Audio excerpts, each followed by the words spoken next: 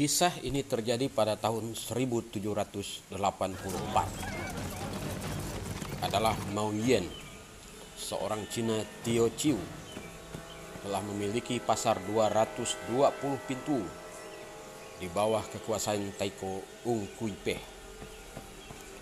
Tak jauh dari pasarnya itu ada pula pasar milik Kong Meo Pak sebanyak 20 pintu. Untuk keamanan pasar dan pertahanan tambang emas di wilayah kuasanya, mereka mendirikan Lanpo atau Anggrek Persatuan dan mengangkat 4 orang pembantu yang bergelar Lowman. Lopong Pak yang berpusat di Mandor merasa Mao Yen dan Ung Kui-peh sebagai saingan bisnis, terutama bisnis candu dan emas. Maka Lopong Pak kemudian menyerang kedua Taiko ini. Peperangan antar kongsi ini tak terelakkan lagi, terutama di daerah Sungai Kunyit, di Liongkong, Senaman atau Menjalin sekarang ini, hingga ke Minbong atau Binuang yang dipimpin langsung oleh Taiko Kong Sion. Peperangan berlanjut lagi di Sangking, Tioyo atau Toho, dan Kitio atau Sepang. Dalam peperangan ini, ratusan orang Dayak yang tidak bersalah mendapat ganjaran juga. Mereka terbunuh sia-sia dalam peperangan antar kongsi Cina itu. Salah satunya adalah orang-orang Dayak di Kampung Pudak di daerah pegunungan Sadaniang. Berita peperangan antar kongsi ini terdengar hingga di kampung-kampung Dayak lainnya dan memaksa mereka untuk pergi meninggalkan kampung dan membangun pemukiman baru di bukit-bukit. Pak Miak atau dikenal dengan Pang Milang tidak ikut mengungsi dengan orang-orang kampung Dayak lainnya. Ia memutuskan untuk berperang saja dengan kongsi Cina itu demi tanah airnya. Sebagai Pangalangok Binua Sangking, ia berkewajiban untuk menjaga tanah airnya dari serangan musuh, apapun resikonya. Pak Miak kemudian mendatangi Padagi Nek Nibuku di Kampung Pentek dan kemudian membuat upacara mato di tempat itu. Selanjutnya, sesuai dengan tradisi leluhurnya, ia mulai berpuasa, berpantang dan bertapa di puncak bukit Sadaniang. Ketika Pak Miak dalam pertapaan inilah, anak dan istrinya yang setia menunggu di kampung telah mati, dibunuh oleh tentara kongsi. Selesai bertapa selama 7 hari itu, Pak Miak turun gunung. Ia mendapati anak istrinya sudah terbunuh. Begitu sedih dan marah, ia kemudian langsung menuju Mentrado, ibu kota kongsi Hesun. Sepanjang perjalanannya dengan menggunakan perahu itu, betapa sedih hati Pak Miak melihat banyak kampung Dayak di bantaran sungai sudah dibakar dan mayat-mayat bergelimpangan di sungai. Dendamnya kepada kongsi Cina itu semakin membara. Setibanya di Kampung Bangkap, Pak Miak mengumpulkan saudara-saudara dan para pemuda yang ada di kampung itu untuk bergabung. Pada saat itu terkumpullah 200 orang pemuda yang siap berperang. Setelah melakukan upacara tariu di Pantak Nek Nibo, puncak bukit Ipuh, rombongan Pak Miak kemudian menuju Mentrado. Di Sungai Raya, mereka disambut oleh ratusan orang tentara kongsi Hesun. Peperangan tak dapat terelakkan di tempat itu. Meskipun pada akhirnya Sungai Raya dapat dihancurkan oleh Pak Miak dan pasukannya. Mereka kemudian berlanjut menyerang Pasar Gunung membakar perkampungan Cina itu. Tentu saja penyerangan Pak Miak di Sungai Raya dan Pasar Gunung ini membuat kepanikan para Taiko yang ada di Montrado. Mereka kemudian mengirimkan utusan ke Kongsi Taikong atau parit besar di Sambas, Kongsi Samto Kiau atau 3 jembatan di Buduk, dan Kongsi Yang Jum atau Sama Selamat di Lara untuk meminta bantuan pasukan. Terkumpul 1.000 orang pasukan baru hingga Kongsi Hesun sudah siap menghadapi serangan Pak Miak. Tak hanya Kongsi Hesun yang mengumpulkan pasukan, demikian halnya juga dengan Pak Miak. Beberapa ratus orang dari Binua Gajik, Garantuk, Binua Sakawak hingga Binua Parigi sudah bergabung dengan Pak Miak. Mereka menyatakan ikut berperang bersama dengan Pak Miak karena di kampung-kampung mereka merasa sudah tidak aman. Tanah-tanah mereka direbut oleh Kongsi untuk ditambang emas. Pak Miak dengan ribuan orang pasukannya kemudian mulailah menyerang Montrado, ibu kota Kongsi Hesun, satu kota terbesar kala itu.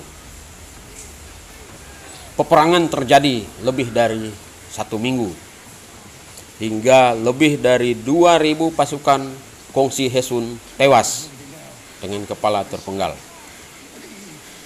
Kongsi Hesun di Montrado berhasil dikalahkan Pak Miak, dan sisa-sisa dari Kongsi ini kemudian berhasil melarikan diri ke Sambas dan Buduk. Mereka kemudian bergabung dengan Kongsi Taikong. Selesai peperangan di Montrado itu, Pak Miak meminta pasukannya kembali ke kampung masing-masing karena perang sudah selesai. Hanya ia dengan beberapa orang pembantunya saja yang bertahan, sebab ia berencana menghancurkan semua Kongsi yang ada di Sambas dan Buduk. Beberapa lama kemudian, Pak Miak telah tiba di Sakawak, di kawasan Tanjung Bunga. Pak Miak yang masih memegang senjata tangkit yang berlumuran darah segar itu tiba-tiba telah terkepung oleh lebih 100 orang tentara Kongsi Taikong. Tentara itu kemudian melemparnya dengan tombak, panah, dan berbagai jenis senjata tajam lainnya. Namun satu pun tidak mengenai Pak Miak. Sebagaimana ceritanya, Pak Miak ini seorang yang sangat kebal dengan senjata tajam. Bahkan beberapa orang dari tentara Kongsi Taikong itu menembaknya dengan lantak. Namun juga tidak mempan. Pak Miak tetap saja tersenyum, karena tak satu pun peluru senjata lantak itu melukai tubuhnya. Tidak puas dengan hasilnya pada hari itu, ratusan orang tentara Kongsi Taikong kemudian mendatangi Pak Miak beberapa hari setelahnya.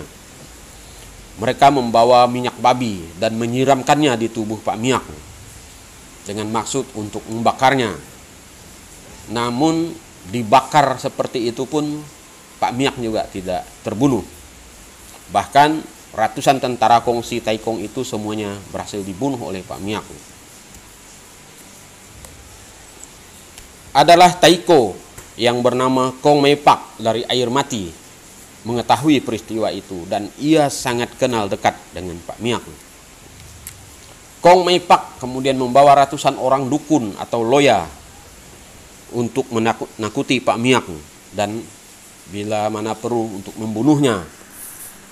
Namun satu orang pun dari para dukun itu tidak juga dapat membunuh Pak Miak. Bahkan Kong Mei Pak sendiri tewas dibunuh oleh Pak Miak. Kaget dan takutlah para pimpinan Kongsi di Taikong karena tidak mampu membunuh Pak Miak sendiri saja. Mereka takut bahwa gerakan Pak Miak ini akan memancing orang-orang Dayak dari berbagai kampung untuk terlibat peperangan dengan kongsi-kongsi Cina yang ada. dan ini sangat berbahaya. 14 kongsi kemudian bersatu. Mereka membayar mahal beberapa orang untuk menyelidiki kekuatan Pak Miak. Seorang gadis kecil dikirim ke Pak Miak di tempat persembunyiannya, dan gadis itu mengaku sebagai anaknya. Sebagai sang anak, gadis itu meminta ayahnya agar menyerah saja karena sudah sangat berdosa, telah membunuh ratusan orang tak bersalah. Pak Miak kemudian seakan tersadar. Ia menyatakan menyerah dan tidak akan lagi melakukan perlawanan. Setelah itu, ratusan tentara kongsi Taikong masuk dan menangkap serta mengikat Pak Miak. Pak Miak kemudian dibawa ke penjara bawah tanah di daerah Roban sekarang ini dan dijebloskan di penjara. Selama di penjara itu, Pak Miak disiksa dengan beragam cara. Meskipun begitu, ia tak pernah juga terluka. Sang gadis kecil yang mengaku anaknya Pak Miak tadi kemudian mendatangi Pak Miak di penjara itu dan menanyakan apa kelemahannya agar ia tak tersiksa lagi. Sang gadis mengaku ia tak tega melihat ayahnya diperlakukan seperti itu. Tanpa sadar, Pak Miak kemudian menceritakan seluruh ilmu kesaktiannya kepada gadis itu. Pada pukul 3 sore, Pak Miak akhirnya berhasil dibunuh.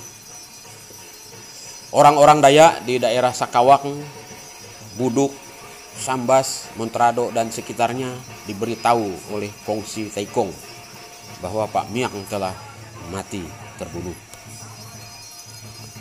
Patih Nyangkar dari Binua Lara kemudian menuntut kongsi-kongsi itu untuk membayar hukuman pati nyawa karena mereka membunuh Pak Miak.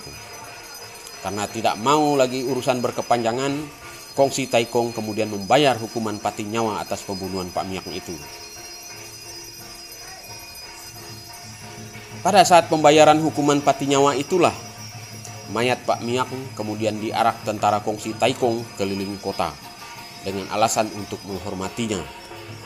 Selama mengarak jasad Pak Miak itu, para tentara berteriak-teriak penuh dengan semangat. Untuk mengenang hari pembunuhan Pak Miak itu, kongsi-kongsi di Montrado, Pemangkat, Sambas, Buduk, Lara dan sekitarnya kemudian menggelar pesta perarakan tatung keliling kota Singkawang dengan beragam atribut, termasuk pancam atau tandu, guna memeriahkan hari Cap Gome, hari ke-15 setelah Imlek. Sekarang ini daerah bekas pembunuhan Pak Miak diabadikan oleh pemerintah sebagai nama kelurahan yang bernama Kelurahan Pangmilang, Kecamatan Singkawang Selatan, Kota Singkawang, Kalimantan Barat.